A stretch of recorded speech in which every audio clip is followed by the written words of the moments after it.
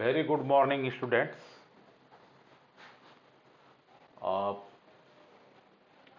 तो आज हम क्लास 10th मैथ्स का एनसीईआरटी का पहला चैप्टर देखेंगे, जिसका नाम है रियल नंबर्स। तो रियल नंबर्स के बारे में हम क्लास 9th में भी पढ़ चुके हैं। तो इस चैप्टर में क्लास 10 में उसी का थोड़ा सा और एक्सटेंडेड, यहाँ पे हम एक्सटेंडेड फॉर्म है उसके बारे में फर्दर और हम जो है हमारा जो नॉलेज है उसको और हम एनरिच करेंगे इस चैप्टर में। तो dear students, let us introduce me. I am Ajay Yadav and I'm not a teacher by profession. I am an engineer. I'm basically a telecom engineer.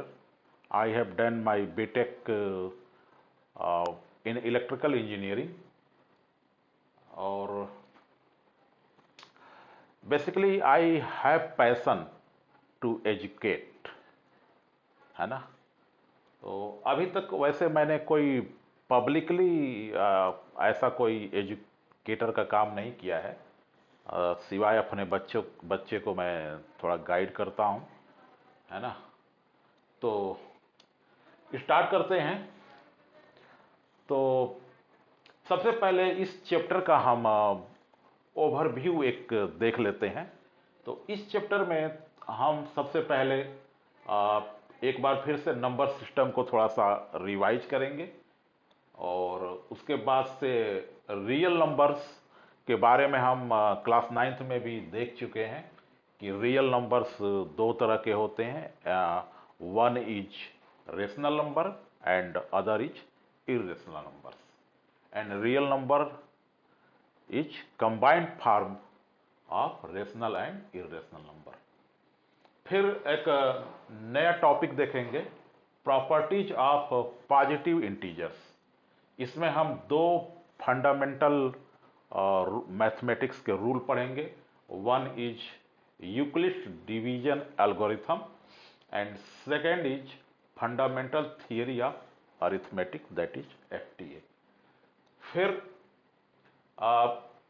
Revisit irrational number, revisit irrational number. तो इसमें हम जो rational number के बारे में class 9th में हमने जो कुछ पढ़ा है उस नॉलेज को यहाँ पे थोड़ा सा और आगे हम इसको बढ़ाएंगे। और सेकंड है रिविजिट रेशनल नंबर। यहाँ भी रेशनल नंबर के बारे में थोड़ा सा और हम जानेंगे कि रेशनल नंबर और क्या होता है। तो सबसे पहले स्टूडेंट्स, सबसे पहले हम नंबर सिस्टम के बारे में थोड़ा सा फिर से हम अपना जो भी हमको लर्निंग है उसको थोड़ा सा एक रिवीजन मारते हैं। तो आप लोगों का बच्चा एजुकेशनल पीरियड जो है मेरे ख्याल से 10-11 साल मतलब हो गया होगा। मतलब अभी आप 10th में हो तो 9 इयर्स तो वैसे ही पढ़ चुके हो, और 2-3 इयर्स बच्चे प्ले ग्रुप यूकेजी एलकेजी में लगा देते हैं। तो ऑलमोस्ट 10-11 साल सबका एजुकेशनल पीरियड हो चुका है।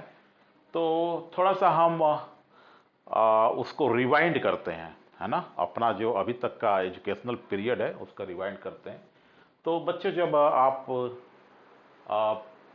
प्ले ग्रुप में या यूकेजी या एलकेजी में होंगे तो आप लोगों को दो चीज़ पेरेंट्स ने या टीचर ने, तो सबसे पहले पेरेंट ही सिखाते हैं उस समय। तो आप लोगों को दो चीज़ें सिखाई गई होंगी। एक तो अल्फ़ाबेट्स के बारे में, मतलब हिंदी और इंग्लिश दोनों अल्फ़ाबेट्स के बारे में, और दूसरा काउंटिंग नंबर के बारे में।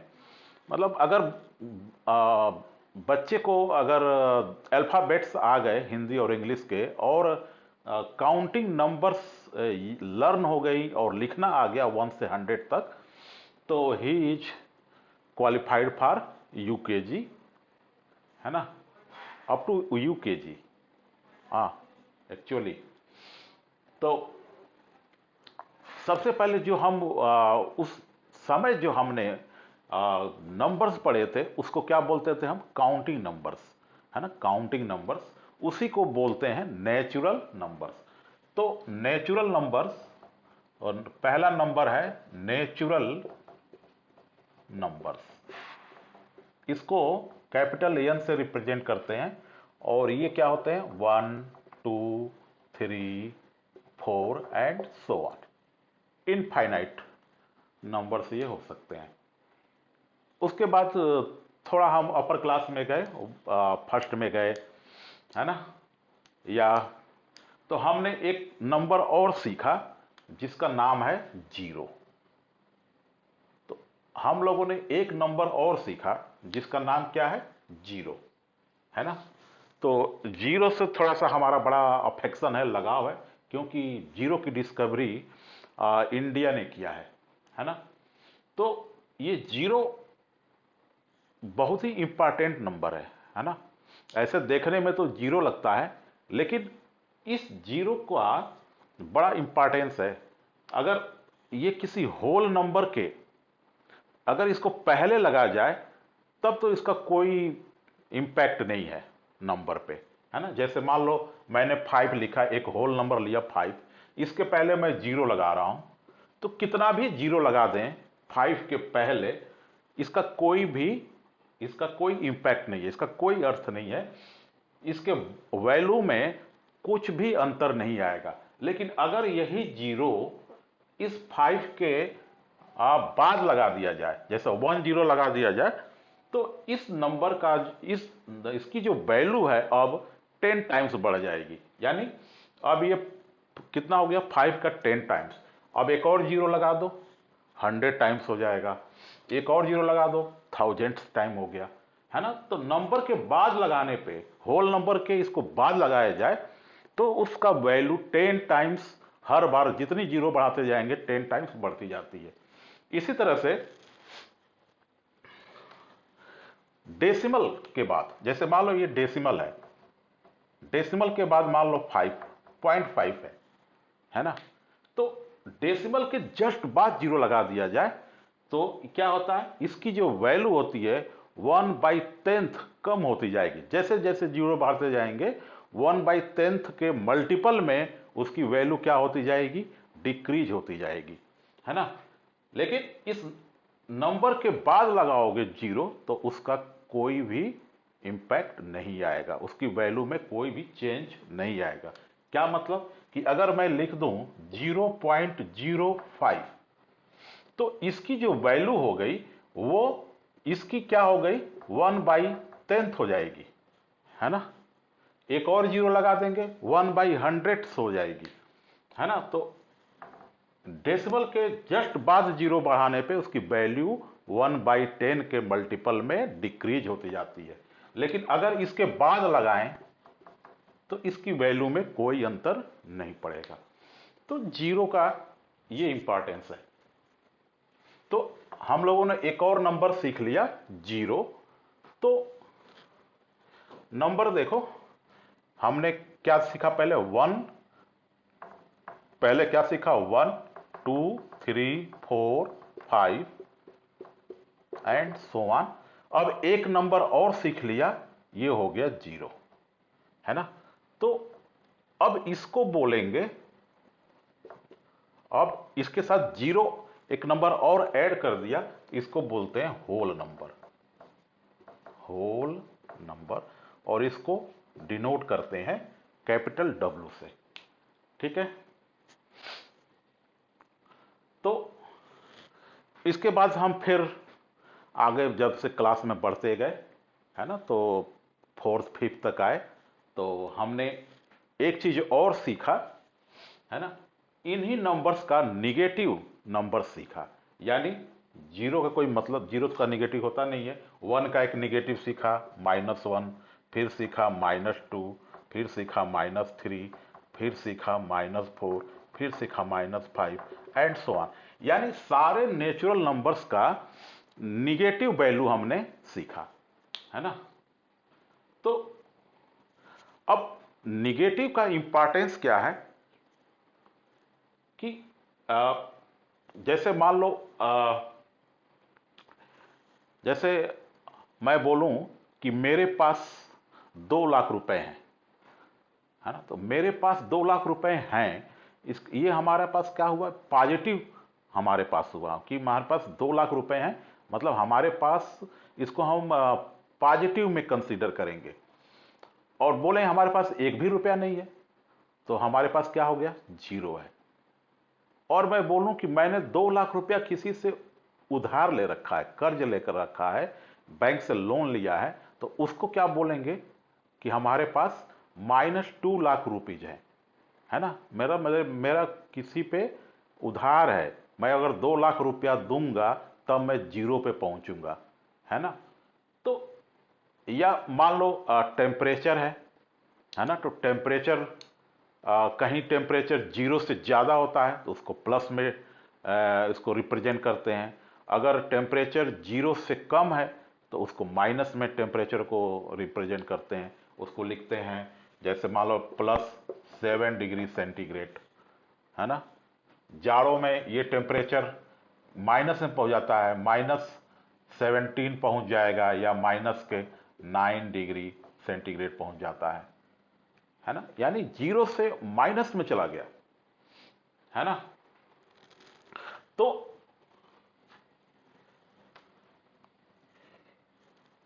इन नंबर्स को कंबाइंडली हम क्या बोलते हैं, थर्ड नंबर हमने सीखा, इसको बोलते हैं इंटीजर्स।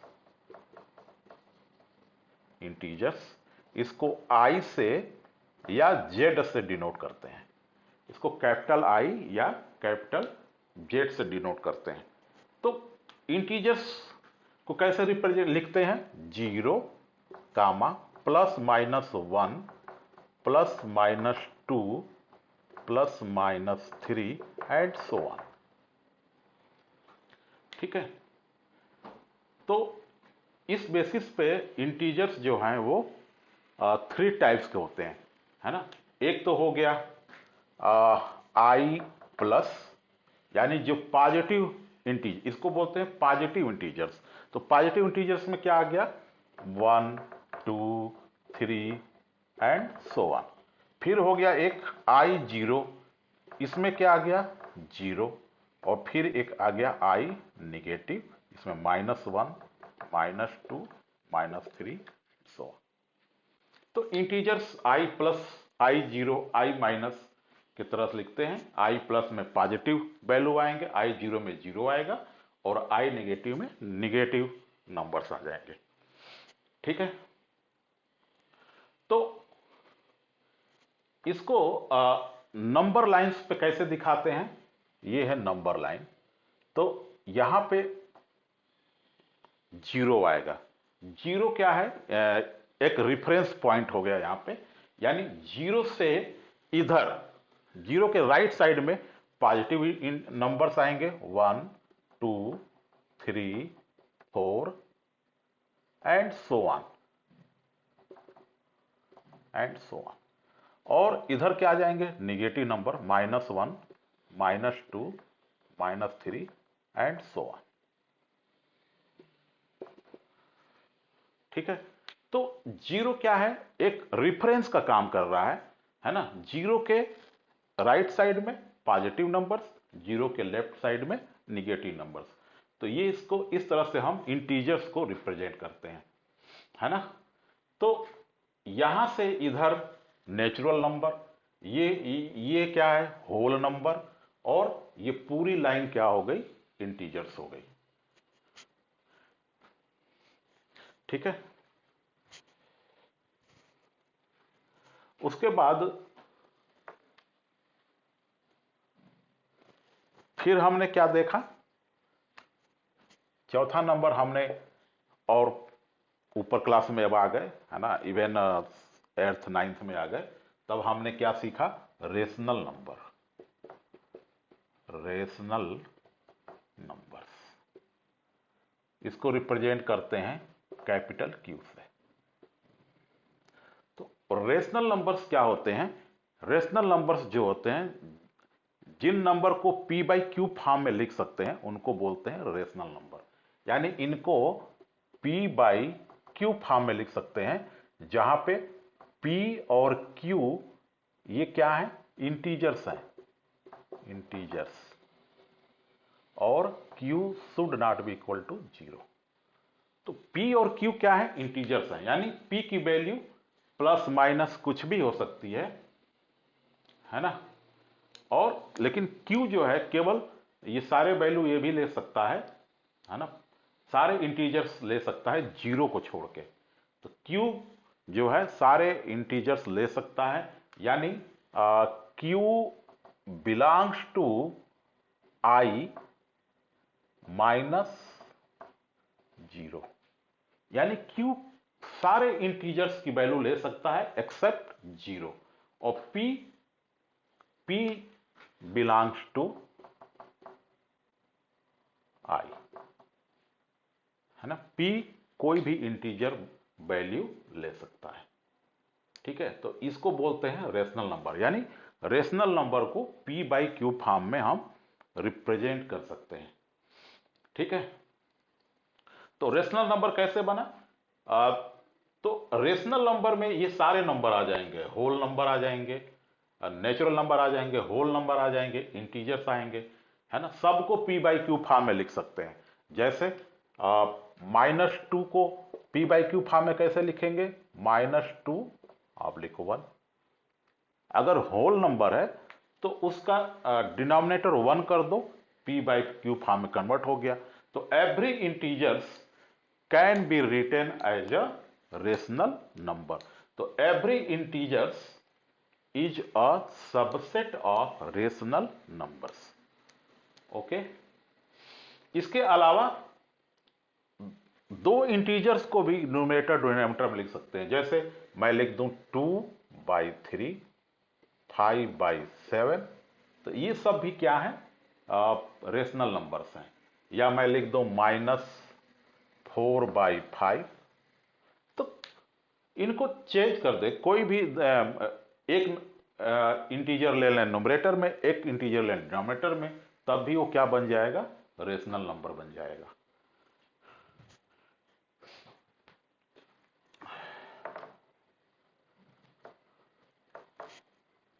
नेक्स्ट है, पांचवा नंबर है, वो है irrational number. Irrational number that is p। इस रेशनल नंबर को कैपिटल P से डिनोट करते हैं।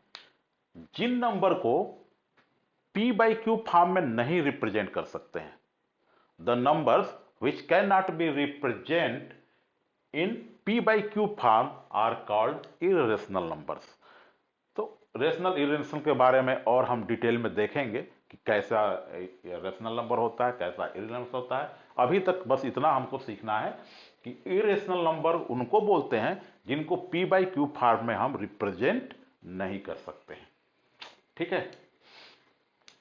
और इन दोनों को मिला के, इन दोनों को कंबाइंड करके जो नंबर आई, उस नंबर को बोलते हैं रियल नंबर। तो इन दोनों को कंबाइंड करके जो नंबर आई उसको बोलते हैं रियल नंबर, और इसको कैपिटल R से रिप्रेजेंट करते हैं। तो real numbers are combination of rational number and irrational number. तो रियल नंबर में सारे जितने भी नंबर हमने अभी तक पढ़ा है वो सारे नंबर इंक्लूड हो जाते हैं रियल नंबर में, यानी natural number, whole number, integers, है ना। इंटीजर्स बोल दिया तो बाकी सब इंक्लूड हो गए, है ना। रेशनल बोल दिए तो इंटीजर्स से पहले सारे इंक्लूड हो गए, है ना।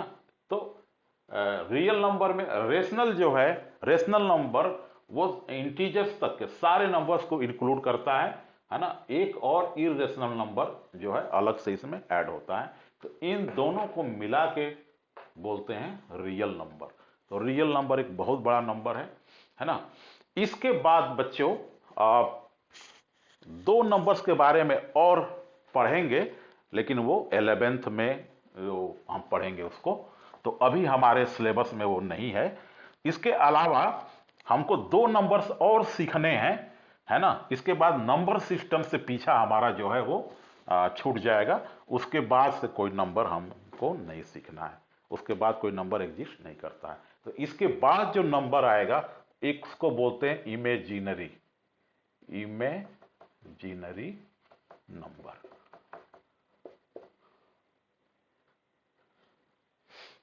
है ना।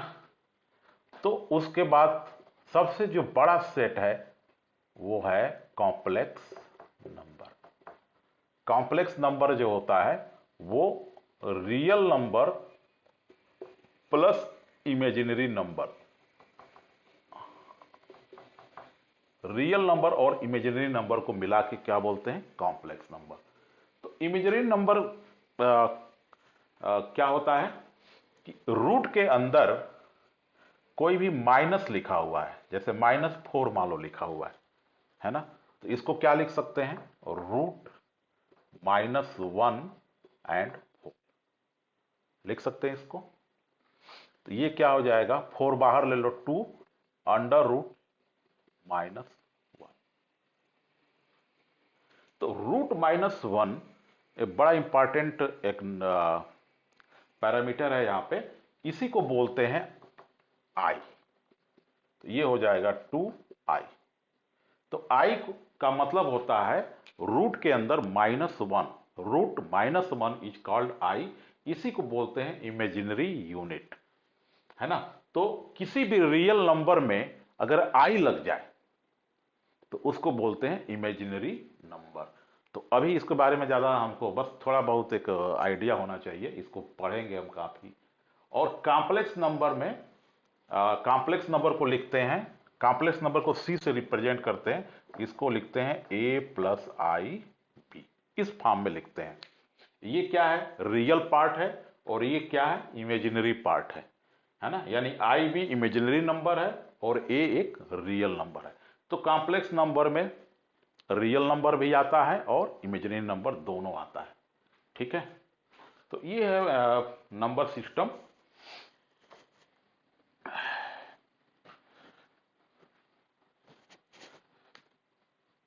इसके बाद से छोटे मोटे और थोड़े कॉन्सेप्ट हमको सीखना है ना। एक होता है प्राइम नंबर,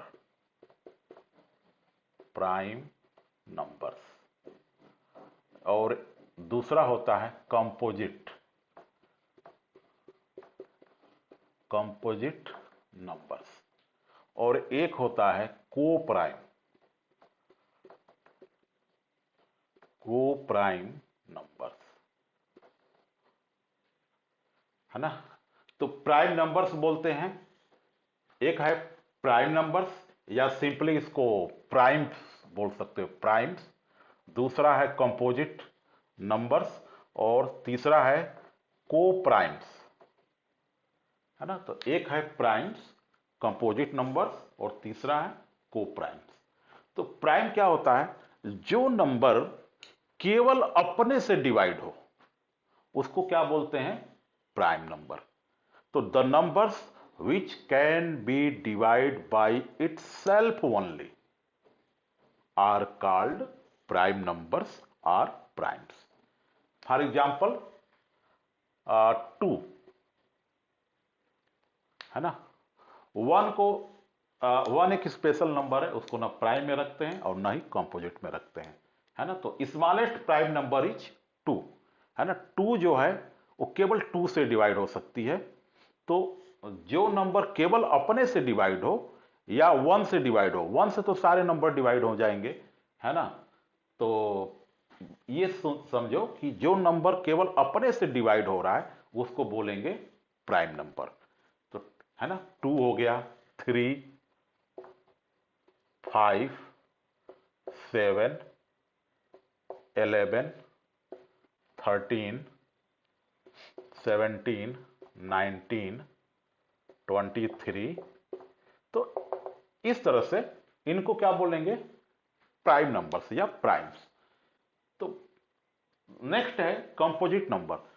कंपोजिट नंबर मतलब प्राइम नंबर के कितने फैक्टर हुए, अगर पूछा जाए which are the factors of prime number, तो इसके दो फैक्टर होंगे, एक तो the number itself and one.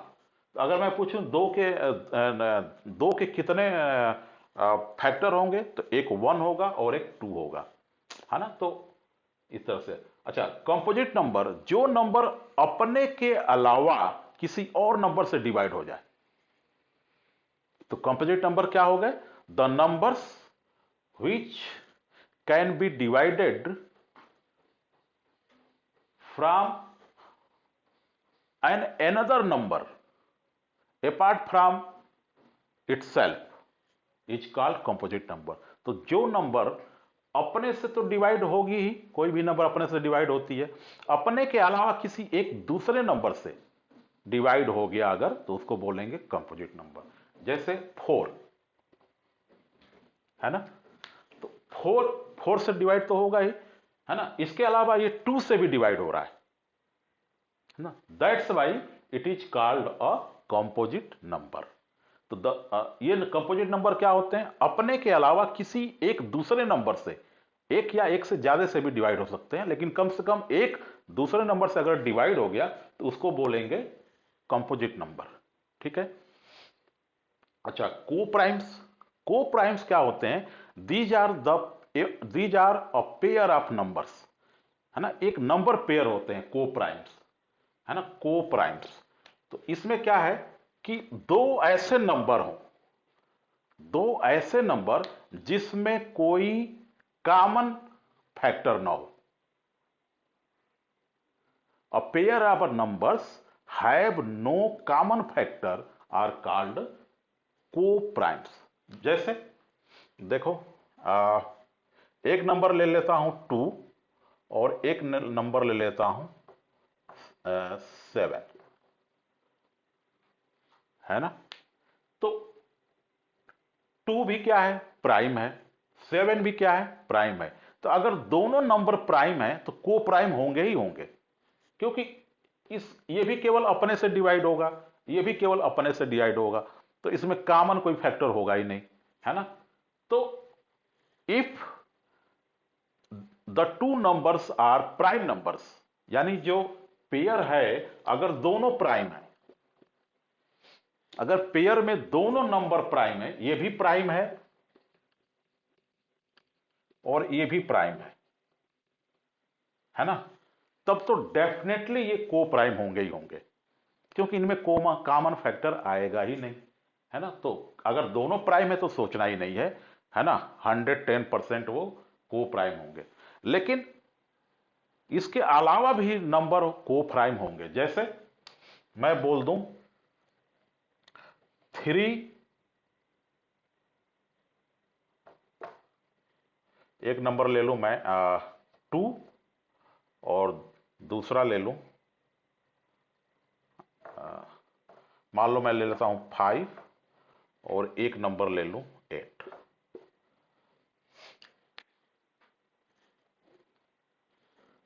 5 और 8। 5 क्या है? प्राइम है। 5 is a prime number and 8 is a composite number.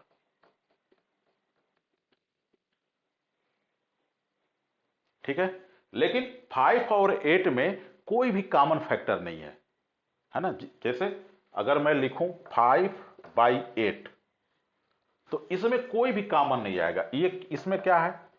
इसमें केवल 5 है, इसमें 2 इंटू 2 इंटू 2, तो कुछ भी कॉमन नहीं है इसके फैक्टर में। अगर मान लो इसको मैं 5 इंटू 1 लिख दूं, तो इसमें देखो कोई भी कॉमन फैक्टर नहीं हो रहा है ना। कॉमन मतलब इसमें 2 आ रहा है तो इसमें भी 2 आए, तब बोलेंगे कॉमन। या यहां पे 5 आ रहा है तो इस नंबर में भी कहीं 5 आ जाए, तब हम बोलेंगे कोई कॉमन है। तो को प्राइम होने के लिए जरूरी नहीं है कि दोनों क्या हो? प्राइम हो। कंपोजिट भी हो सकता है, दो कंपोजिट नंबर भी हो सकते हैं को प्राइम, है ना। तो को प्राइम होने के लिए दोनों अगर प्राइम है तब तो होगा ही होगा। एक प्राइम हो और एक कंपोजिट हो, तब भी नंबर को प्राइम हो सकते हैं।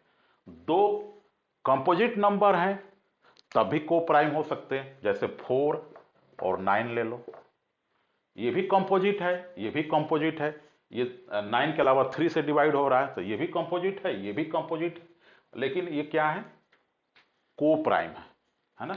इनमें कोई भी कॉमन फैक्टर नहीं है। जैसे 4 क्या हो गया, 2 इंटू 2, और 9 क्या हो गया, 3 इंटू 3। देखो इसमें कुछ भी कॉमन फैक्टर नहीं है ना। तो को प्राइम होने के लिए कोई जरूरी नहीं है कि दो कंपोजिट नंबर भी को प्राइम हो सकते हैं, एक कंपोजिट एक प्राइम भी हो सकता है, और दोनों होगा तो होगा ही। तो को प्राइम का केवल मतलब इतना है कि जिस एक नंबर पेयर में अगर कोई कॉमन फैक्टर नहीं है तो उसको बोलेंगे को प्राइम। तो इन डेफिनेशन का भी इस चैप्टर में यूज होगा, इसलिए इसको हम पहले से अच्छे से इसको हम समझ लें।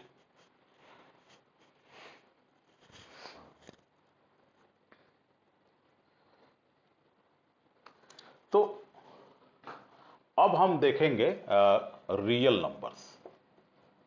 Real numbers that is are.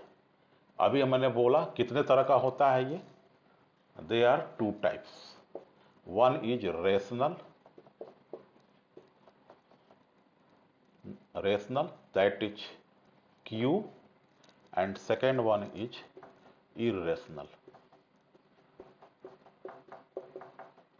irrational that is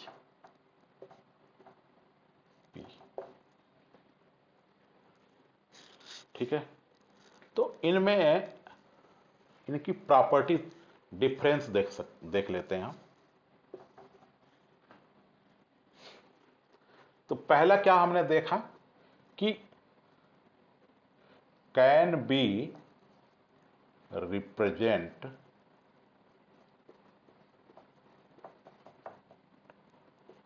in p by q form. तो rational number can be represent in p by q form. ठीक है, और p q ये क्या है, इंटीजर्स है, कोई भी इंटीजर्स है ना। पॉजिटिव इंटीजर है या निगेटिव इंटीजर है या जीरो है, पी क्यू। ठीक है, integers, but Q is not equal to zero. क्योंकि क्यू जीरो हो जाएगा तो नॉट डिफाइंड हो जाएगा, मतलब देयर बस this is no more a number, है ना। तो क्यू जीरो नहीं होना चाहिए। इसमें क्या है, can not be represent in p by q form. ठीक है, तो क्या डिफरेंस हो गया कि रेशनल नंबर को p by q फॉर्म में रिप्रेजेंट कर सकते हैं और इरेशनल नंबर को p by q फॉर्म में रिप्रेजेंट नहीं कर सकते हैं।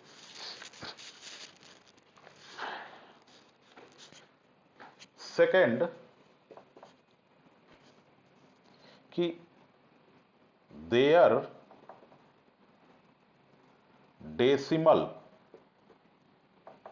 Expansion, their decimal expansion is one either terminating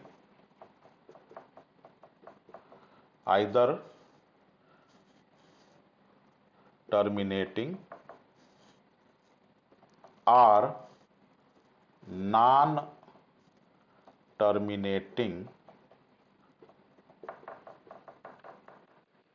repeating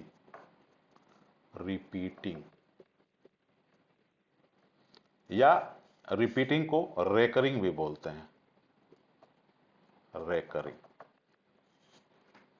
ठीक है, तो सेकेंड क्या है कि their decimal expansion is either terminating और नॉन टर्मिनेटिंग रिपीटिंग। एक साथ बोलेंगे, नॉन टर्मिनेटिंग रिपीटिंग। रिपीटिंग मतलब या नॉन टर्मिनेटिंग रेकरिंग बोल सकते हैं। ठीक है, और इसका क्या होता है कि it's decimal expansion is non terminating, non terminating, non repeating, non repeating.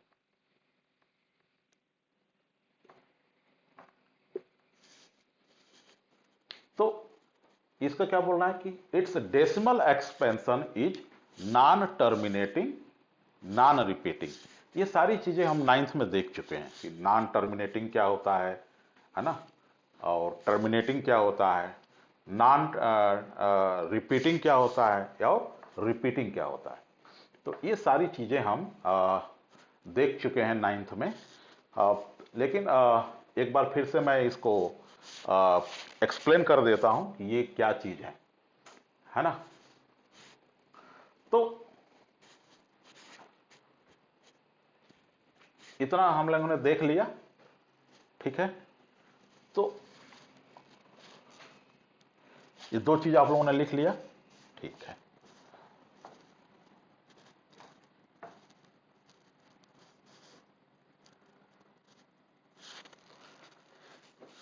तो पहला चीज है टर्मिनेटिंग।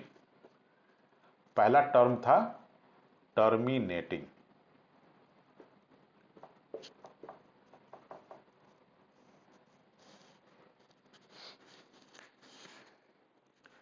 तो टर्मिनेटिंग क्या होता है कि अगर रेशनल नंबर को डेसिमल में लिखेंगे, है ना, डेसिमल में लिखेंगे, तो एक सर्टेन स्टेप्स के बाद रिमाइंडर क्या आ जाएगा, जीरो आ जाएगा। इसको बोलते हैं टर्मिनेटिंग, है ना। जैसे मैं बोलूं, एग्जाम्पल एक है 7/8, 7/8।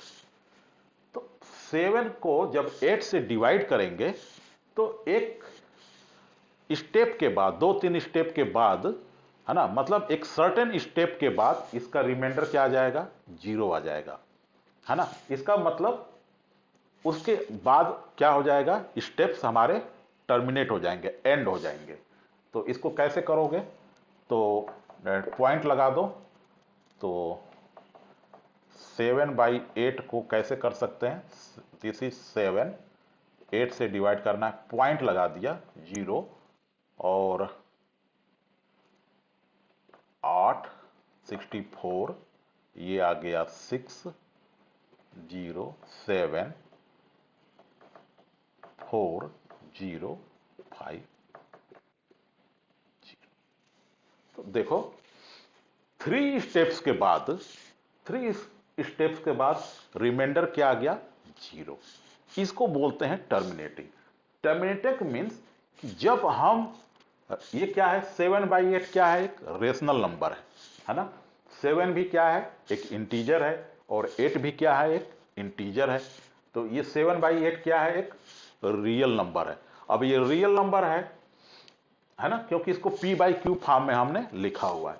तो जब इसको डेसिमल में कन्वर्ट करेंगे, डेसिमल इसका हम एक्सपेंशन करेंगे, तो एक सर्टेन स्टेप्स के बाद इसका रिमाइंडर अगर जीरो आ जाए तो उसको बोलते हैं टर्मिनेटिंग।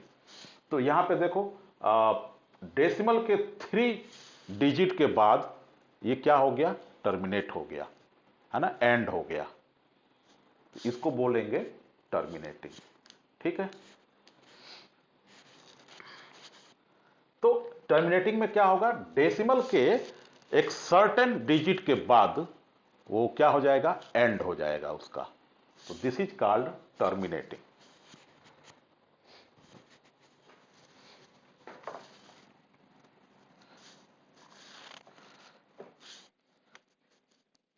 दूसरा है नॉन टर्मिनेटिंग।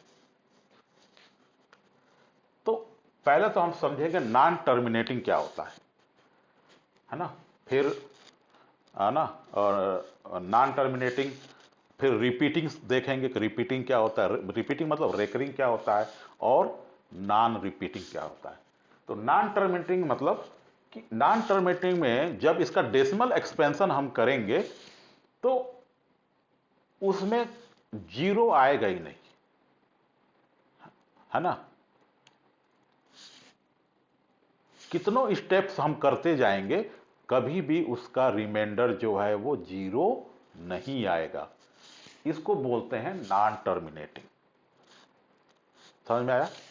तो क्या मतलब कि in case of non terminating remainder will never be zero. In non-terminating case, remainder will never be zero. This is called non-terminating. यानी डेसिमल के बाद वो एंडलेस चलता जाएगा, कितना भी डिवीजन करो, कितना भी डेसिमल के बाद कितने भी डिजिट तक उसको करते जाओ, वो जीरो नहीं आने वाला है ना। इसको बोलते हैं नॉन टर्मिनेटिंग, है ना। तो अब देखो एक एग्जांपल मैं लेता हूं, मान लो 10 को 3 से डिवाइड कर रहे हैं। तो ये देखो 10 को 3 से डिवाइड करो तो ये कितना आता है 3.3333333। ये चलता जाएगा, इनफाइनाइट तक चलता जाएगा, है ना, कभी जीरो आएगा ही नहीं। इसको बोलते हैं नॉन टर्मिनेटिंग। तो this is a rational number, 10/3 is a rational number. क्यों? क्योंकि 10 भी क्या है, इंटीजर है, और 3 भी क्या है, इंटीजर है, और p/q फॉर्म में लिखा हुआ है। तो 10/3 is a rational number but it's decimal expansion is non terminating. It's decimal expansion is non terminating. तो अभी तक और इसमें हम क्या देखा कि देखो ये डेसिमल के बाद ये जो 3 है यही बार बार रिपीट हो रहा है, यानी डेसिमल के बाद 3 आ रहा है, यानी एक सर्टेन डिजिट 3 बार बार क्या हो रहा है, रिपीट हो रहा है। इसी को बोलते हैं रिपीटिंग। तो जब कोई एक पर्टिकुलर नंबर या अ ब्लॉक ऑफ नंबर, मतलब एक नंबर या एक से ज्यादा नंबर वही बार बार रिपीट हो रहे हो, इसको बोलते हैं रिपीटिंग या रेकरिंग। तो रिपीटिंग में वन नंबर या मोर देन वन नंबर, जिसको ब्लॉक ऑफ नंबर्स बोल सकते हो, वो क्या करते हैं, वही रिपीट होते रहते हैं, है ना। तो जैसे ये है, तो इसको अब इसको कहां तक लिखेंगे, तो इसको शॉर्ट में हम क्या करते हैं, ऐसे लिखते हैं 3.3 ऊपर एक बार लगा देते हैं। बार का क्या मतलब हुआ कि ये जो 3 नंबर है ये डेसिमल के बाद ये क्या हो रहा है, रिपीट हो रहा है। तो जो नंबर रिपीट होगी उसके ऊपर क्या लगा देते हैं, बार। और इसको इसी से हम समझ जाएंगे कि ये कैसा नंबर है, नॉन टर्मिनेटिंग, नॉन रिपीटिंग। तो 3.3 बार, this number is called non terminating repeating. Repeating क्यों बोला कि 3 के ऊपर बार लगा हुआ है, ठीक ना। ऐसे ही एक और नंबर देख लो,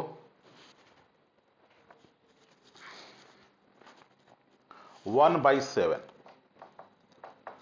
1/7 को डिवाइड करोगे तो ये आ जाएगा 0.14287, 1428714 एंड सो ऑन, ये ऐसे आएगा,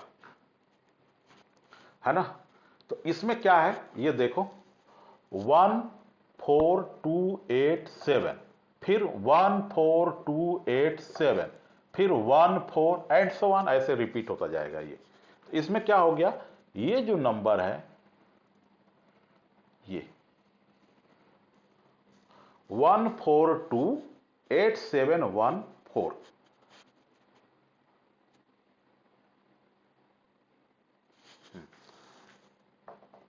14,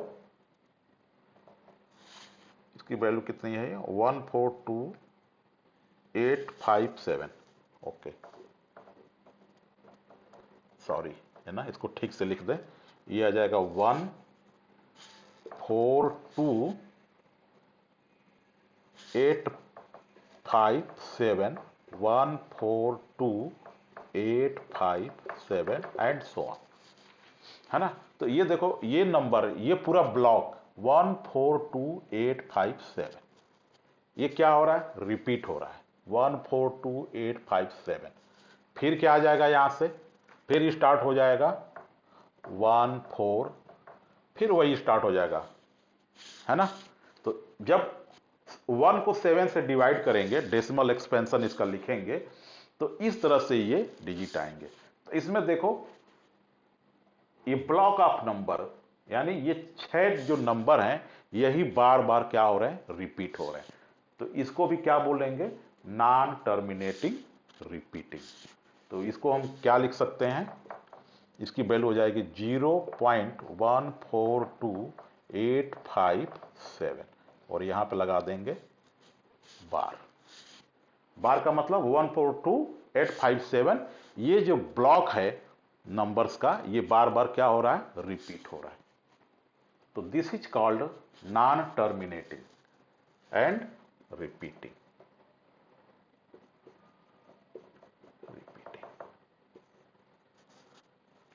ठीक है। तो हमने रेशनल में क्या देखा कि रेशनल नंबर्स को p बाई क्यू फॉर्म में लिख सकते हैं, और रेशनल नंबर या तो टर्मिनेटिंग होते हैं, यानी एक सर्टेन डेसिमल के एक सर्टेन डिजिट के बाद टर्मिनेट हो जाएंगे, एंड हो जाएगा, या डेसिमल के बाद वो एंडलेस रहता है, लेकिन कोई नंबर या ब्लॉक ऑफ नंबर वो क्या करती है, रिपीट करती है। तो अगर ऐसा कहीं दिखेगा, कहीं भी अगर ऐसा दिखा हो, तो हम उसको क्या समझ लेंगे कि वो रेशनल नंबर है। तो रेशनल नंबर की पहचान कैसे करेंगे, या तो p बाई क्यू फॉर्म में लिखा हो, या टर्मिनेटिंग हो, डेसिमल के कुछ डिजिट के बाद वो एंड हो रहा हो, या कहीं पे अगर रिपीटिंग है, अरे नॉन टर्मिनेटिंग है, तो रिपीटिंग हो, यानी किसी नंबर के ऊपर बार लगा हो। तो ये 3 पहचान है क्या चीज, रेशनल नंबर के। ठीक है। अब आ जाओ इरेशनल में। इरेशनल को क्या बोला था कि ये नॉन टर्मिनेटिंग होते हैं, non terminating and non repeating, non repeating.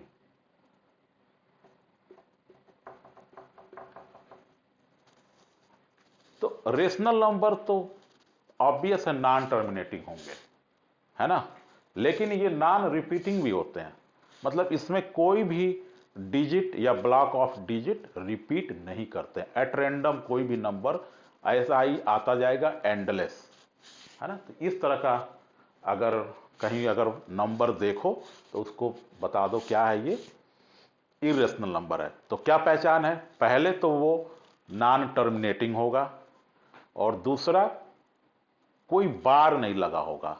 बार नहीं लगा होगा मतलब कि वो क्या होगा, नॉन रिपीटिंग होगा। तो जैसे जैसे मान लो इसका एग्जाम्पल देख लेते हैं। जैसे पाई होता है ना, pi is a irrational number. तो पाई की वैल्यू क्या आती है, 3.1428571 एंड सो ऑन, है ना। तो देखो यहां पे क्या है, ये क्या है, नॉन टर्मिनेटिंग है, और साथ साथ नॉन रिपीटिंग भी है। इसमें कोई भी डिजिट या ब्लॉक ऑफ डिजिट क्या हो रहा है, कोई रिपीट नहीं हो रहा है ना। तो दिस इज, इस तरह का अगर कोई नंबर दिखे तो दिस इज इरेशनल नंबर। इसी तरह से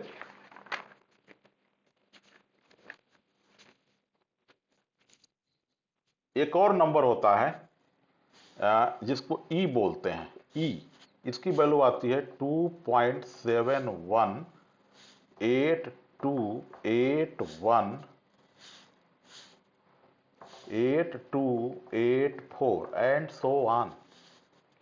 तो ई, इसको बोलते हैं यूलर, EULER, यूलर्स नंबर बोलते हैं इसको, यूलर्स नंबर या यूलर्स कांस्टेंट बोलते हैं, है ना। तो ये भी क्या है, एक इरेशनल नंबर है ना। इसका क्या है, ये भी नॉन टर्मिनेटिंग और नॉन रिपीटिंग होता है। तो ई एक कांस्टेंट होता है ना। लॉग में पढ़ोगे इसको, है ना। अगर किसी लॉग का बेस ई है तो उसको क्या बोलते हैं, नेचुरल लॉग, है ना। या ई पावर एक्स एक्सपोनेंशियल फंक्शन में पढ़ते हैं, ई पावर एक्स, तो वहां पे है ना ये होती है यूलर नंबर, ठीक है। तो अगर पी बाई क्यू फॉर्म में तो इरेशनल नंबर मिलेगा नहीं, क्योंकि पी बाई क्यू फॉर्म में इसको रिप्रेजेंट नहीं कर सकते हैं। ये किस में मिलेगा, डेसिमल फॉर्म में मिलेगा। अगर डेसिमल फॉर्म में ऐसा देखो, एक तो नॉन रिपीटिंग होगा और नॉन टर्मिनेटिंग होगा, बस पहचान गए ये क्या है, इरेशनल नंबर है। इसके अलावा रूट के अंदर, स्क्वायर रूट के अंदर कोई प्राइम नंबर लिखा हो, prime number,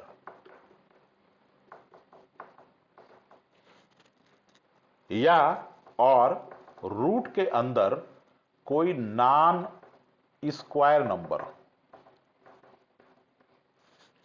non square number, तो ये क्या होते हैं, इरेशनल नंबर होते हैं।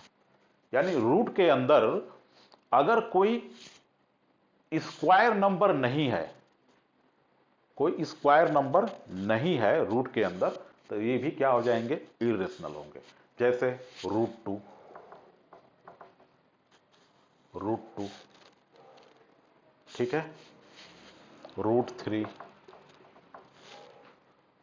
√2, √3 निकाल के देखना, ये क्या, इसकी वैल्यू ये क्या होगा, नॉन टर्मिनेटिंग होंगे, है ना। आप कैलकुलेटर में देख लेना, साइंटिफिक कैलकुलेटर में √2 की वैल्यू क्या आएगी, नॉन टर्मिनेटिंग, नॉन रिपीटिंग। √3 की वैल्यू क्या आएगी, नॉन टर्मिनेटिंग, नॉन रिपीटिंग, है ना। तो रूट के अंदर अगर कोई प्राइम नंबर हो, √7, √5, ये सब क्या है, ये सारे क्या हैं, रूट के अंदर प्राइम नंबर्स हैं, इसलिए ये क्या होंगे, इरेशनल नंबर होंगे, ठीक है। या रूट के अंदर कोई नॉन स्क्वायर नंबर हो, जैसे √6, √6 क्या इसको लिख सकते हो, √2 इंटू √3 लिख सकते हो। ये भी इरेशनल है, ये भी इरेशनल है, तो इनका मल्टीप्लीकेशन भी इरेशनल ही होगा, आगे हम देखेंगे, है ना, कि दो इरेशनल नंबर हैं या एक रेशनल है और एक इरेशनल है, तो उनका सम, डिफरेंस, है ना, डिवीजन, मल्टीप्लिकेशन क्या होगा, है ना। तो रूट के अंदर अगर नॉन स्क्वायर नंबर है तब भी वो क्या होगा, इरेशनल नंबर होगा, है ना। √8, √10, ये सब भी क्या होंगे, इरेशनल होंगे। लेकिन रूट के अंदर 9 लिखा हो ना, रूट के अंदर क्या लिखा है, 9, तो ये क्या है, स्क्वायर नंबर है, 3 का स्क्वायर है, इसकी वैल्यू कितनी आ जाएगी, 3। तो 3 इज अ रेशनल नंबर, ठीक है ना। तो 3 तो होल नंबर है, रेशनल तो होगा ही, है ना। तो रूट के अंदर अगर स्क्वायर नंबर है तो रेशनल होगा, और कोई अगर नंबर है स्क्वायर के अलावा तो वो क्या हो जाएगा, इरेशनल नंबर होगा, ठीक है।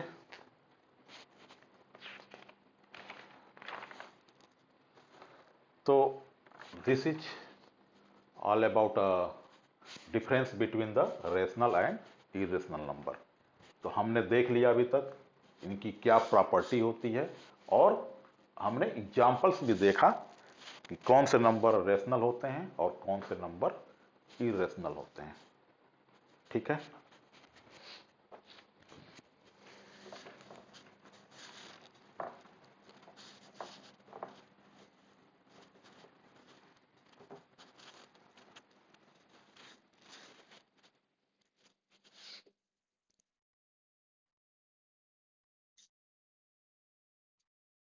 और तीसरा टॉपिक है जिसको बोलते हैं properties, properties of positive integer, positive integers.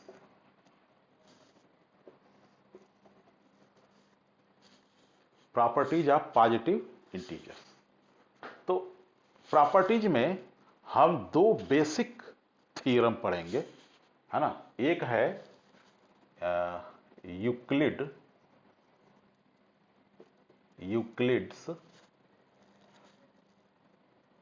Division algorithm,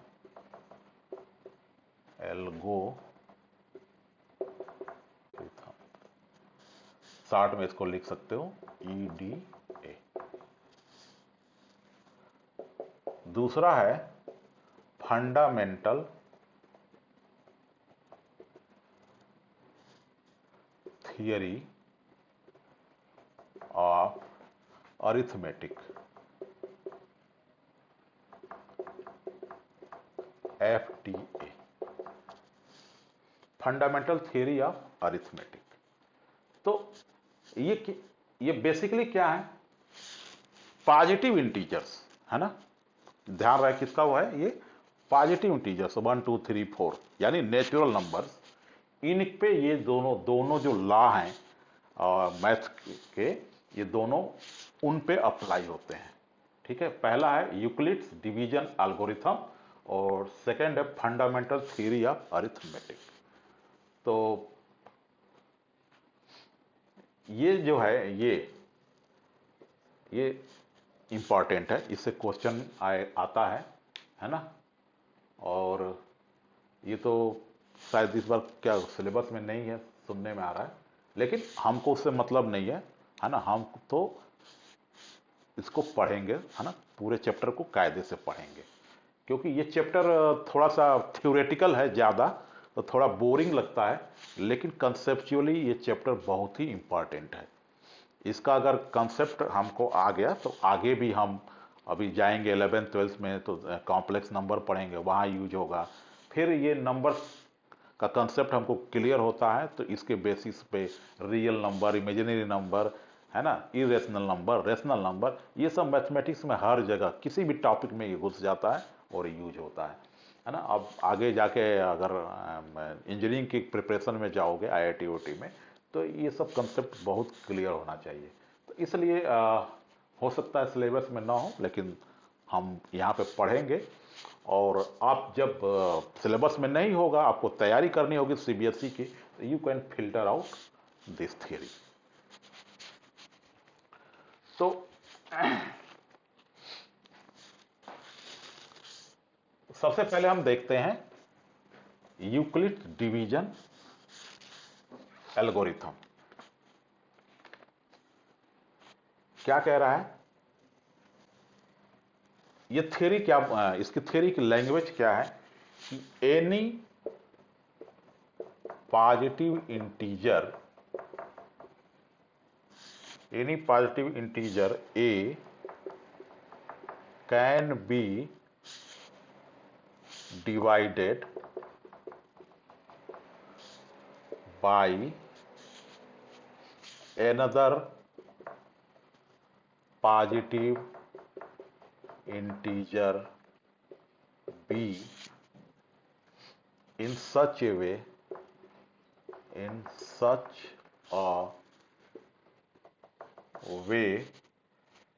that it leaves a remainder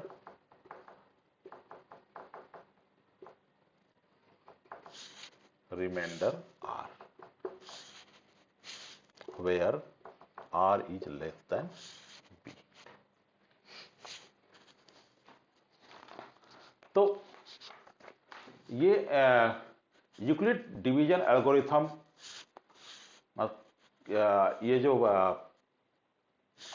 principal है मैथमेटिकल, एक ये क्या है प्रिंसिपल है, ये क्या बोल रहा है, इसका वर्ड में क्या इसका डेफिनेशन है। Any positive integer A can be divided by another positive integer B in such a way that it leaves और रिमाइंडर आर। क्या बोल रहा है कि मान लो ए एक पॉजिटिव इंटीजर है, ए क्या है, एक पॉजिटिव इंटीजर है ना। तो देखो यहां पे क्या लिखा हुआ है, प्रॉपर्टीज ऑफ पॉजिटिव इंटीजर। तो हमेशा हम नंबर क्या बोलेंगे, पॉजिटिव इंटीजर, क्योंकि ये पॉजिटिव इंटीजर के बारे में ये थियोरी है। तो क्या हम माने, क्या कह रहा है कि ए नहीं पॉजिटिव, तो हमने क्या लिया कि ए एक पॉजिटिव इंटीजर है, इस इंटीजर को एक दूसरे पॉजिटिव इंटीजर यानी बी से इसको हम क्या कर सकते हैं, इसको b से डिवाइड कर सकते हैं। तो any positive integer a can be divided by another positive integer in such a way, है ना, in such a way that it leaves a remainder. इससे अगर b से हम डिवाइड करेंगे तो क्या होगा, हमें एक रिमाइंडर मिलेगा, है ना। तो अगर एक पॉजिटिव इंटीजर a को दूसरे पॉजिटिव इंटीजर b से डिवाइड किया जाए तो एक रिमाइंडर मिलेगा, है ना, r, एक रिमाइंडर मिलेगा r, और r की जो वैल्यू होगी वो b से क्या होना चाहिए, कम होना चाहिए, ठीक ना। r की वैल्यू हमेशा क्या होगी, b से कम होगी। तो ये क्या हो गया, एक इंटीजर एक रिमाइंडर देगा r और उस r की वैल्यू b से कम होगी। ये क्या बोल रहा है कि any positive integer a can be divided by another positive integer b in such a way that it leaves a remainder r where r is less than b, है ना। तो ये है यूक्लिड्स डिवीजन एल्गोरिथम, ठीक है। तो इस algorithm का यूज क्या है, एप्लीकेशन क्या है, तो एप्लीकेशन क्या है, और इसका एप्लीकेशन देख लें तो क्या है, it is applied, it is applied in the division of positive integers, है ना। दो पॉजिटिव इंटीजर्स के डिवीजन में ये रूल क्या होता है, अप्लाई होता है ना। अभी हम देखेंगे कैसे अप्लाई होता है ना। उसके बाद कह रहा है कि used to calculate the HCF, used to calculate the HCF of two positive integers। ये ध्यान से सुनो, used to calculate the HCF of two positive integers at a time। तो अगर दो पॉजिटिव इंटीजर दिए हों और बोले कि उसका HCF निकालो, तो वहां पे ये जो एल्गोरिथम है वो यूज होता है ना। लेकिन ध्यान रखना, इसको अगर मान लो दो से ज्यादा पॉजिटिव इंटीजर्स हों और उनका HCF पूछ रहा हो तो पहले दो लेके करेंगे, दो का जो HCF आएगा कॉमन उसको और फिर तीसरे लोग को लेके करेंगे। अगर ये जो इस HCF आया है तीसरे डिजिट को भी डिवाइड करता है तब वो क्या होगा, तीनों का क्या हो जाएगा, वो HCF हो जाएगा। लेकिन यहां पे केवल पहले एक बार में एट ए टाइम दो पॉजिटिव इंटीजर का ही हम HCF फाइंड आउट कर सकते हैं। ये यहां पे एक ध्यान देने वाली बात है, इसका क्या है, ये लिमिटेशन है इस लॉ का। और थर्ड क्या बोल रहा है कि ये जो थ्योरम था, यूक्लिड्स डिवीजन थ्योरम था, ये पहले पॉजिटिव इंटीजर्स के लिए ही वैलिड था, लेकिन बाद में इसका एक्सपेंशन हुआ और ये ऑल इंटीजर्स के लिए, चाहे पॉजिटिव हो निगेटिव हो, है ना, सबके लिए ये रूल क्या है, वैलिड है ना। तो later on it is valid for all positive integers, though it was initially valid for only positive integers. है ना। लेकिन बी क्या होना चाहिए, जीरो नहीं होना चाहिए बस, क्योंकि बी से डिवाइड कर रहे हैं, कोई भी चीज डिनोमिनेटर में होगा जीरो हो गई तो क्या हो गया, नॉट डिफाइंड। तो बी बस जीरो नहीं होना चाहिए। तो ये है इसका application.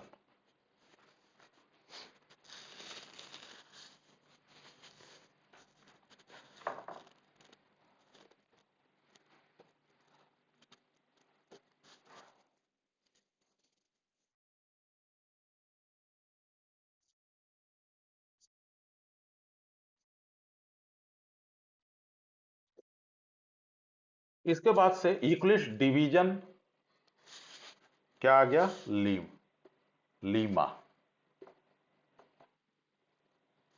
Euclid's division Lima, Lima मतलब ग्रीक वर्ड है ना। तो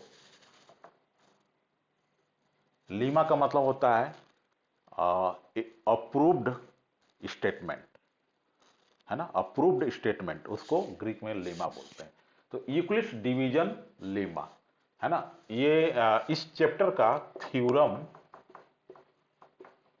नंबर 1.1 है, यानी यूक्लिड्स डिवीजन लीमा इस चैप्टर का थ्योरम नंबर 1 है। This is theorem 1.1। ये क्या है, तो इसको देखो, ये जो लीमा है, लीमा और एल्गोरिथम क्या होता है, algorithm is a series of well defined steps which gives a procedure for solving a type of problem। तो एल्गोरिथम क्या होता है, एक वर्ड है एल्गोरिथम, एल्गोरिथम, और एक है लीमा। ये दो वर्ड हैं एल्गोरिथम। तो एल्गोरिथम क्या होते हैं, algorithm are a set of well defined procedures to find out a particular problem, है ना। तो कोई प्रॉब्लम हमको फाइंड आउट करना है, उसके लिए हमें एक सेट ऑफ प्रोसीजर लिखना पड़ता है, उसी को बोलते हैं एल्गोरिथम। और जो भी कंप्यूटर सॉफ्टवेयर होते हैं उसमें सब क्या होता है, एल्गोरिथम लिखे जाते हैं। लीमा क्या होता है, lemma is a proven instrument use for other end. तो लीमा क्या होता है, lemma are a proven statement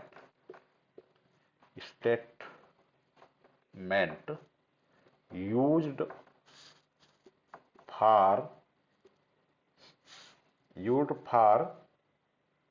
proving another statement।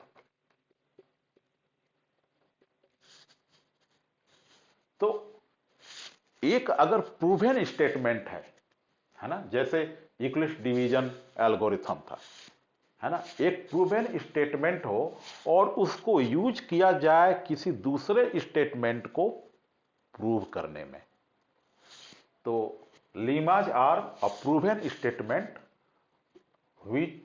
which are used for proving another statement, है ना। जैसे मैं एग्जांपल लूं, जैसे एक क्वेश्चन ही इसमें था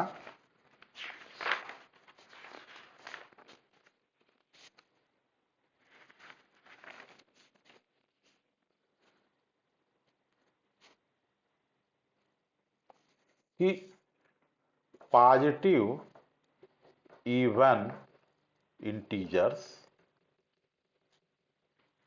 can be written as 2q। Positive even integers can be written as 2q where q is equal to 1, 2, 3, 4 and so on, है ना। तो ये एक एक और ये स्टेटमेंट है, क्या है कि positive even integers can be written as 2q where q is natural number, where q is a natural number, है ना। तो q की वैल्यू में पुट करोगे तो ये क्या देगा, इवन नंबर्स देगा। है ना।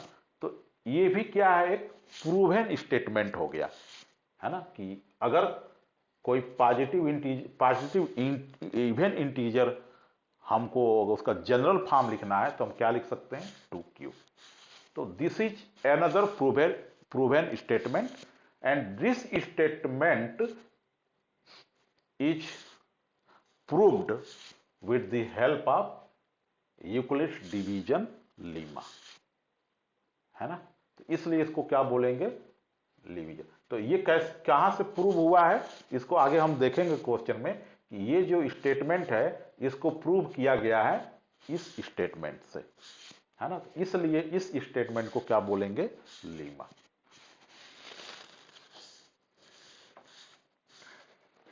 तो ये है एल्गोरिथम एंड लीमा। तो lemma is a proven statement which is used to prove another statement. ठीक है। तो अब ये जो यूक्लिड्स डिवीजन लीमा है, ये बच्चों आप लोग ना इसको थर्ड में फोर्थ से ही कर रहे हो ये काम, है ना। फोर्थ फिफ्थ से ही हम ये काम कर रहे हैं, लेकिन वहां पे हम एज ए अरिथमेटिक फॉर्म में करते हैं, है ना। यहां पे उसी को थोड़ा एल्जेब्राइक फॉर्म में लिख दिया गया है। तो ये हमको जो है थोड़ा सा बहुत ही मतलब लग रहा है कि क्या कंसेप्ट है ये, है ना, 10th में पढ़ रहे हैं हम, है ना। लेकिन ये काम हम बहुत पहले फोर्थ फिफ्थ लेवल पे कर चुके हैं, जब हम क्या करते थे, डिवीजन करते थे, है ना।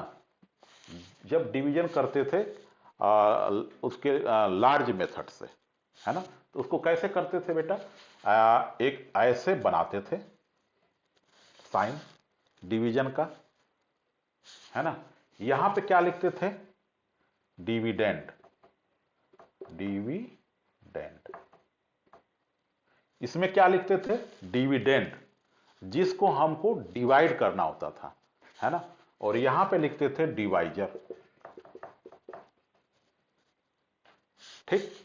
और डिविडेंड को जब डिवाइजर से डिवाइड करते थे तो जो रिजल्ट आता था उसको हम लिखते थे यहां पे कोसेंट, इसको बोलते थे कोसेंट, ठीक। और नीचे जो आता था लास्ट में उसको क्या बोलते थे, रिमाइंडर, है ना। तो जब हमारा डिवीजन कंप्लीट हो जाता था तो क्या आता था लास्ट में, रिमाइंडर।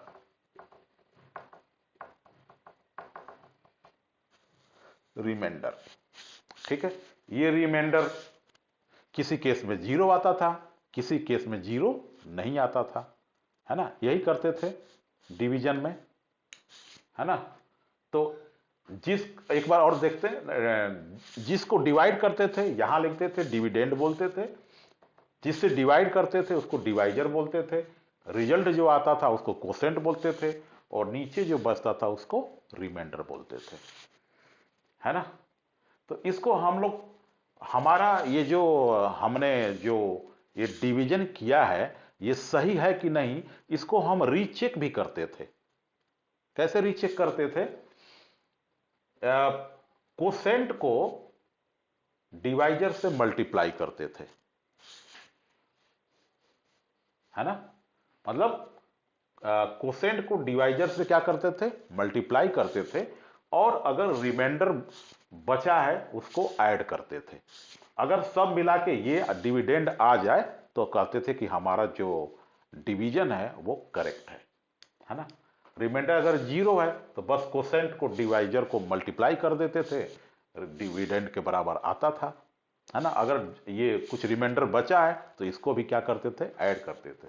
तो सिंपली कैसे उसको क्रॉस चेक करते थे, उसको लिखते थे कि divisor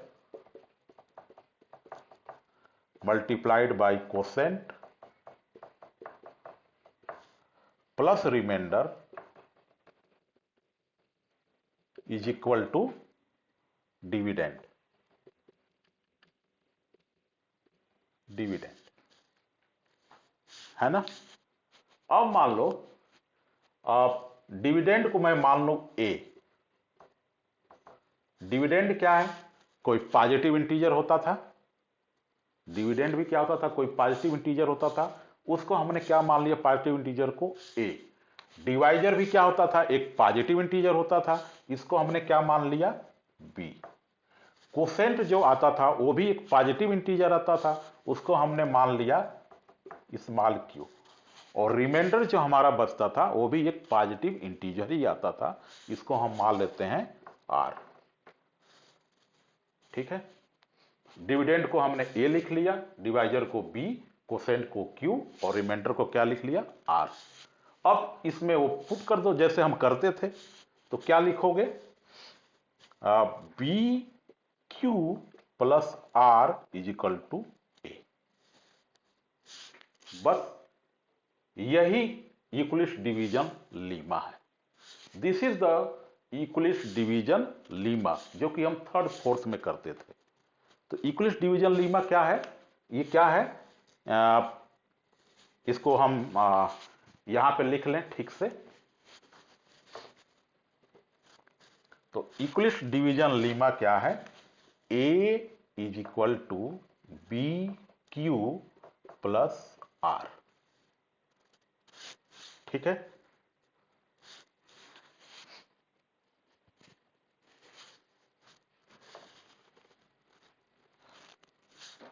where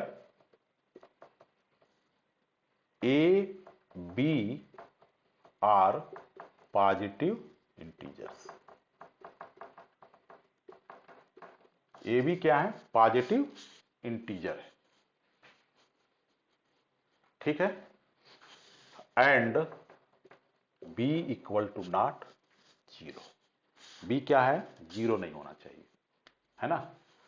Q and R some other positive integers.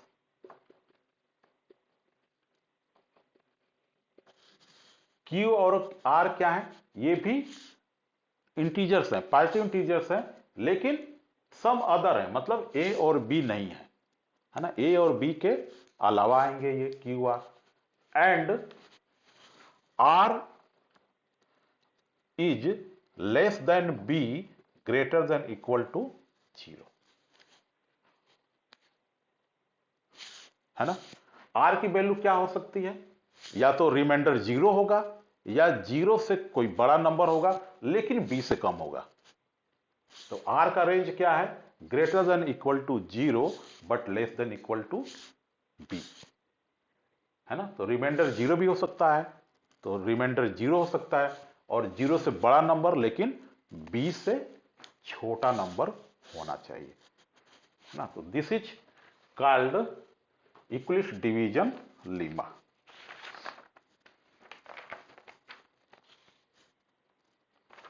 ठीक है, तो अब हमने देख लिया कि यूक्लिड्स डिवीजन लीमा क्या है और कैसे इसको रिप्रेजेंट करते हैं। यानी एक अगर पार्टिव इंटीजर ए को दूसरा पार्टिव इंटीजर बी डिवाइड करता है, तो उसका क्यू क्या है? कोसेंट है, और आर उसका क्या है? रिमाइंडर है।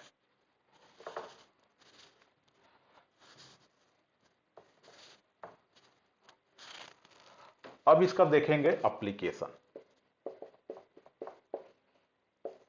एप्लीकेशन में हमने क्या सीखा कि इसका यूज जो है हम दो पॉजिटिव इंटीजर्स का एचसीएफ निकालने में करते हैं। तो कैसे एचसीएफ निकालते हैं वो हम सीखेंगे। एग्जाम्पल देखो, find the HCF of 4052 and 12576।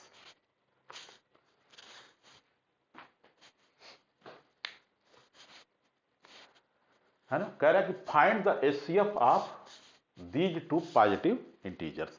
तो हमने सीखा भी था कि इसका जो यूक्लिड्स डिवीजन लीमा है, इसका यूज हम क्या करते हैं? दो पॉजिटिव इंटीजर्स का एचसीएफ निकालने में इसको यूज करते हैं। तो कैसे निकालेंगे? अब इन दोनों नंबर में देखेंगे कौन सा नंबर बड़ा है। जो नंबर बड़ा है उसको हम बनाएंगे डिविडेंड, और जो छोटा नंबर है उसको हम बनाएंगे डिवाइजर।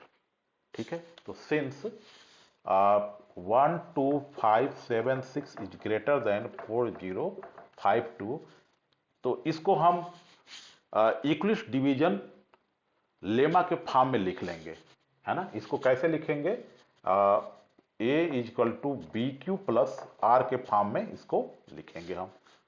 कैसे लिखेंगे इसको, 12576 इज इक्वल टू, कैलकुलेशन आप लोग करना, है ना। मेरा कैलकुलेशन इसको लिख सकते हैं 4052 इंटू 3 प्लस ये आएगा 420, है ना। तो कैसे ये आया है, ये 4025 ये क्या है, डिवाइजर है, ये डिविडेंड है ना। तो इससे इसको हमने क्या कर दिया, डिवाइड करा। डिवाइड करा कितनी बार गया, ये 3 बार जाएगा, 3 बार जाएगा ये। तो this is Q and this is, ये रिमाइंडर बच गया आर। तो ये क्या है, ए है और ये है बी और ये है क्यू प्लस आर। तो ये जो नंबर था दोनों, इसको हमने A equal to B Q plus are के फॉर्म में क्या कर लिया, रिप्रेजेंट कर लिया। ठीक है, तो बस यही करना है ना। जो डिविडेंड है उसको डिवाइजर से डिवाइड करो, कोसेंट कितना आया मल्टीप्लाई करके लिखो, और जो रिमाइंडर बचा उसको प्लस करके लिखो, है ना। तो दिस इज डिविडेंड, इसको हमने इस डिवाइजर से डिवाइड किया, जो कोसेंट आया मल्टीप्लाई करके लिखा और रिमाइंडर को प्लस कर दिया, है ना। इस फॉर्म में हमने इसको रिप्रेजेंट कर लिया। ठीक, अब देखो, अब ये रिमाइंडर क्या है, अभी 0 नहीं है, रिमाइंडर क्या बचा है 420। तो इस प्रोसेस को हम आगे और बढ़ाएंगे, इस प्रोसेस को आगे बढ़ाएंगे, और अब की बार क्या करेंगे, इसमें और इसको हम कंपेयर करेंगे। तो इसमें कौन सा बड़ा है, 4052, तो इसको बनाएंगे डिविडेंड। तो इसको क्या लिखेंगे, 4052 इज इक्वल टू, ये कितना आ जाएगा, 420 इंटू 9 और रिमाइंडर बचेगा 272। ठीक है, तो क्या मैंने बोला, this is first and this is second. तो सेकेंड स्टेप क्या किया, क्योंकि रिमाइंडर 0 नहीं है इसलिए ये प्रोसेस और आगे बढ़ेगा। इसमें क्या करेंगे, अब इसको बनाएंगे डिविडेंड और इसको बनाएंगे डिवाइजर, यानी रिमाइंडर को क्या बनाएंगे, डिवाइजर, और फिर इसको इस फॉर्म में रिप्रेजेंट करेंगे। फिर से रिमाइंडर क्या बचा, 272, again it is not a 0, फिर आगे ये बढ़ेगा। अब क्या करेंगे, 420 को लिखेंगे 272 इंटू 1 इंटू 148, क्या बचेगा, रिमाइंडर, है ना। फिर अब क्या होगा, this is the dividend and this is the divisor. Now remainder is 148, है ना। फिर ये प्रोसीजर बढ़ता जाएगा जब तक कि रिमाइंडर क्या ना आ जाए, 0 ना आ जाए, है ना। This this process is proceeds further till the remainder 0। तो अभी क्या गया 148, अब क्या होगा, this is dividend and this is divisor. तो ये हो जाएगा 272 is equal to 141, 148 into 1 plus 124। ठीक, अगेन दिस इज नॉट 0, तो फिर क्या हो जाएगा, 148 इज इक्वल टू 148, अरे 124 इंटू 1 प्लस 24।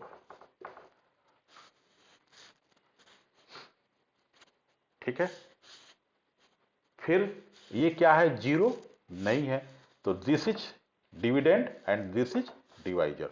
अब क्या लिखेंगे, 124 इज इक्वल टू इंटू 5, नहीं, हाँ, इंटू 5 प्लस 4।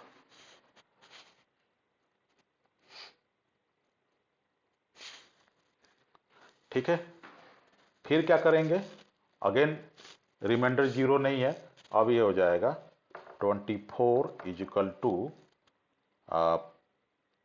4 into 6 plus 0।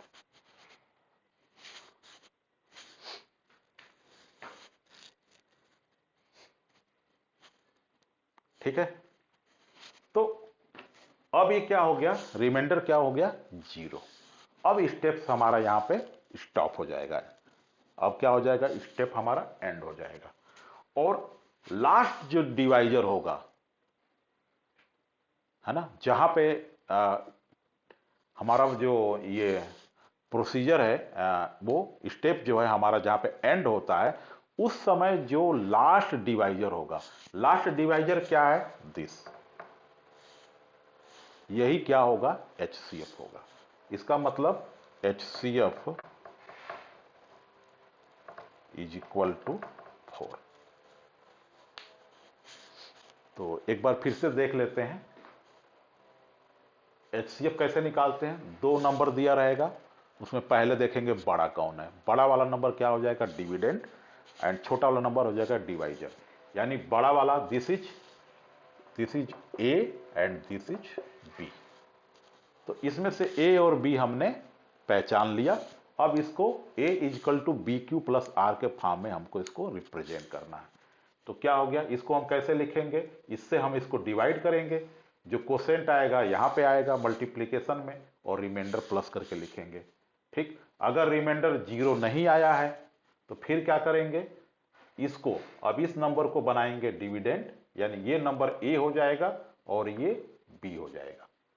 फिर ये करेंगे, इस तरह से हम इसको करते जाएंगे, है ना। तो लास्ट में क्या आया, डिवाइजर 4 आया, है ना। लास्ट वाला डिवाइजर कौन सा है, यहां पे ये A है और ये क्या है, B है, और ये Q है और ये है R, है ना। तो यहां पे देखो लास्ट डिवाइजर क्या है, 4, रिमाइंडर क्या आ गया, 0। तो 4 इज द HCF।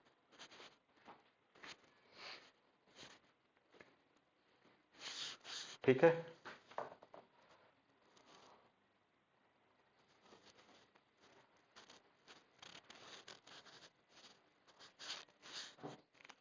नेक्स्ट है 2,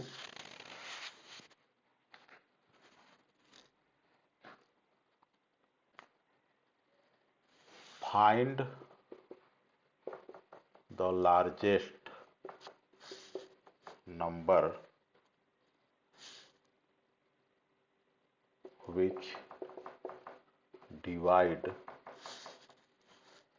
398, 436 and 542, leaving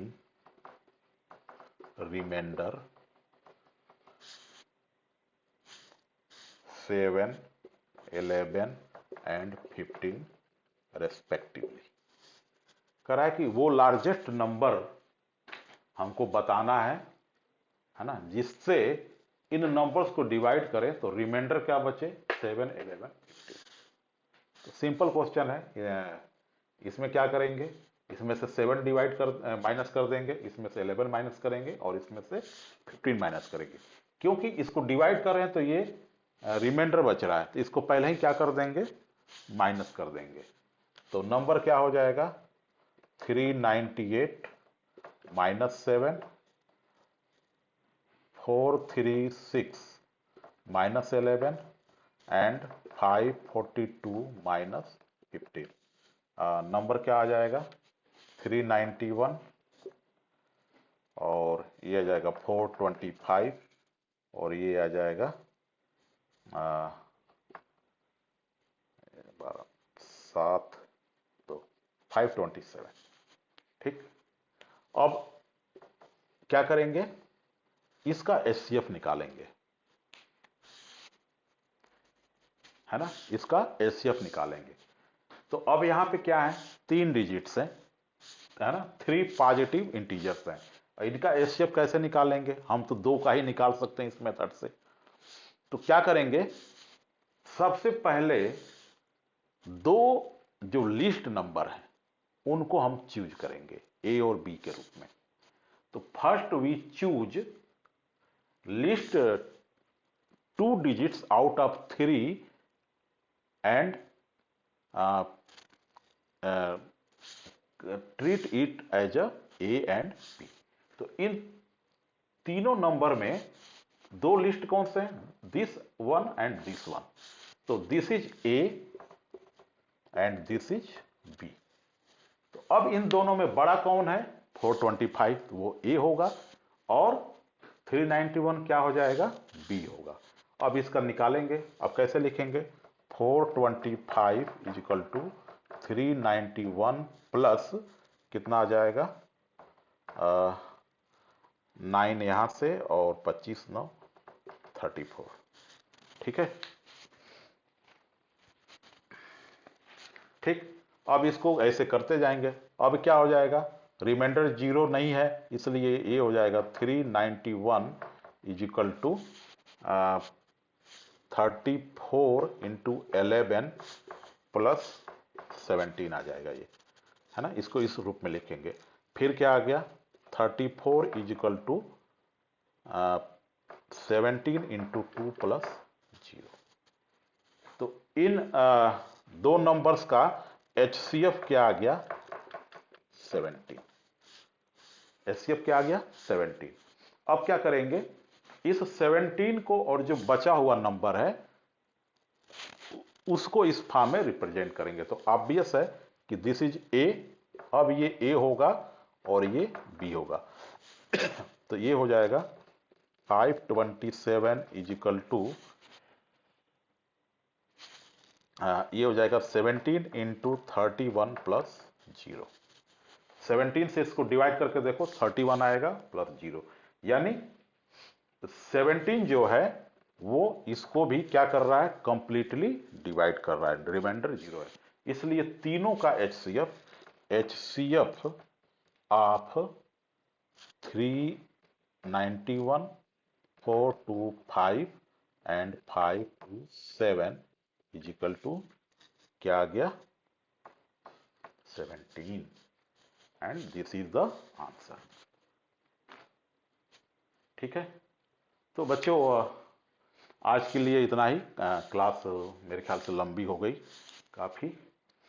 तो नेक्स्ट लेक्चर में हम जो पॉजिटिव इंटीजर का दूसरी प्रॉपर्टी है उसको देखेंगे, that is fundamental theory of arithmetic, और उसका एप्लीकेशन देखेंगे, है ना। और कुछ इससे रिलेटेड कुछ प्रॉब्लम भी करेंगे, है ना। तो आज के लिए इतना ही। Thank you.